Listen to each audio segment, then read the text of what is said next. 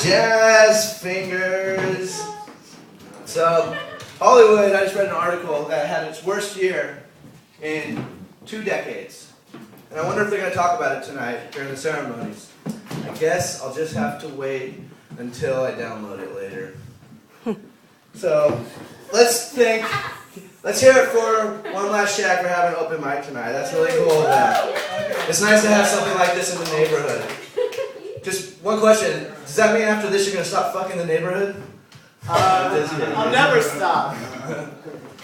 But I think we can all agree that this neighborhood has a strange dynamic. You got the frat kids, you got the crackheads in the corner, you got the thugs, you got the Clinton Hill old money types, you have those granola head moms pushing those SUV style strollers down the street.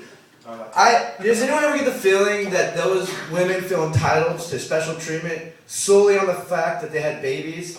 I do.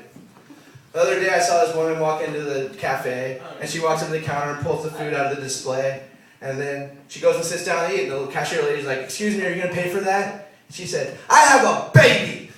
I was like, that's what she said. And I was like, "Look lady, I get it. You fucked. But guess what? So did I. But I had the courtesy to pull out aim for the chin. It leaves less of an environmental footprint, so I win."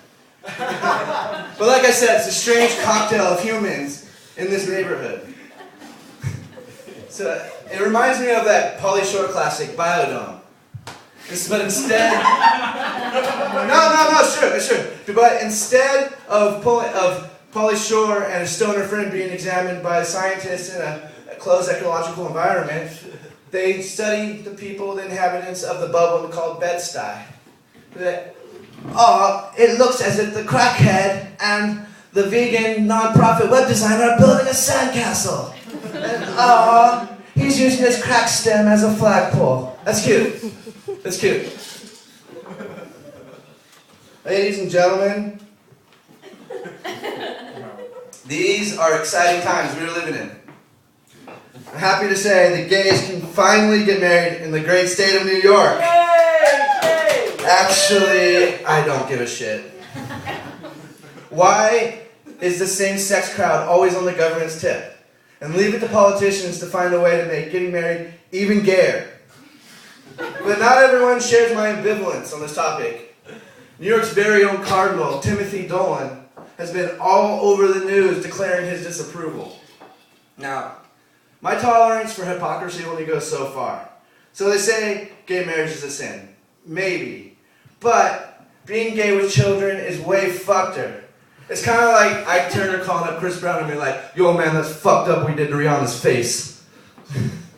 In fact, he said, Cardinal Dolan said, and I quote, "I've been down a little bit recently, and I've needed a good dose of the Lord's grace and mercy because I've been down a little recently, as you might imagine."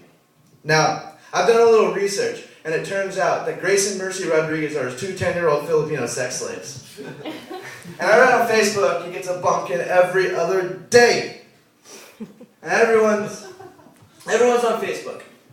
Are you on Facebook? Mm-hmm. Everyone's on Facebook. And I have a feeling these social networks are messing us up as a culture. They're supposed to bring us closer, but they're really doing the opposite. In fact, I had sex with this girl I met at a bar recently. Yes. And afterwards, this guy I barely know came up to me. He's like, "Hey man, that's my ex-girlfriend." And I said, "So?" And he said, "Well, that's fucked up, man. We're friends on Facebook." And I was like, "Shit, man, I'm sorry. I didn't realize our internet bond meant that much to you. Perhaps you should have supplied a no-fuck list as a contingency to our computer friendship." Computer friend requests on Facebook are the modern-day equivalent to dogs sniffing each other's asses. They don't want to be close with you. They just want some info. They're like, I see you are in Hoboken today and you've been eating corn dogs. Want a screw? Now get away from me, you creepy fuck. I just wanted to sniff your asshole and make love. All right, thank you. That's my time. Yay!